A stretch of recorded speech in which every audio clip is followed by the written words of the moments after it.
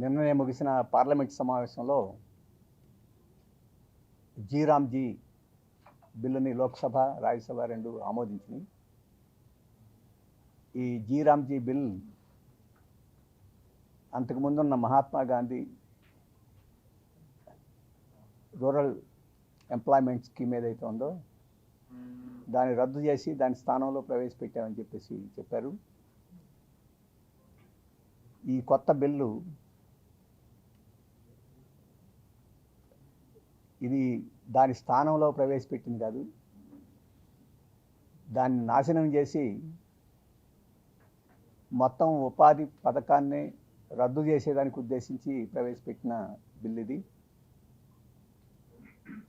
ఇది వాస్తవంగా గ్రామీణ ప్రాంతాల్లో పేదవాళ్ళకి ఉపాధి కల్పించే హక్కు దిశగా ఇంతకుముందు బిల్లు ఉంది. ఇది ఆ పాక్షికమైన హక్కును కూడా రద్దు చేసి ఇది దయాదాక్షిణ్యాల మీద ఆధారపడి పనిచేసేదానిగా దీన్ని రూపొందించడం జరిగింది. అలాగే గతంలో అడిగిన వారందరికీ పని కల్పించాలి అనే ఉద్దేశంతో గత బిల్లు ఉండేది. అంటే డిమాండ్ బేస్డ్, ఎంత డిమాండ్ ఉంటే ఆ డిమాండ్ ఎక్కువ తక్కువలతోటి ఆ అడిగిన వారికి ఎంత ఖర్చు అవుద్ది అనేటువంటి నిమిత్తం లేకుండా అమలు జరిపాల్సింది. ఇప్పుడు కేంద్ర ప్రభుత్వం ఎంత డబ్బు ఇస్తే దానికి లోబడి ఈ స్కీమ్ నడవాలి. అంటే కేంద్ర ప్రభుత్వం యొక్క దయాదాక్షిణ్యాలతోటి ఇది పనిచేయాల్సి ఉంటుంది.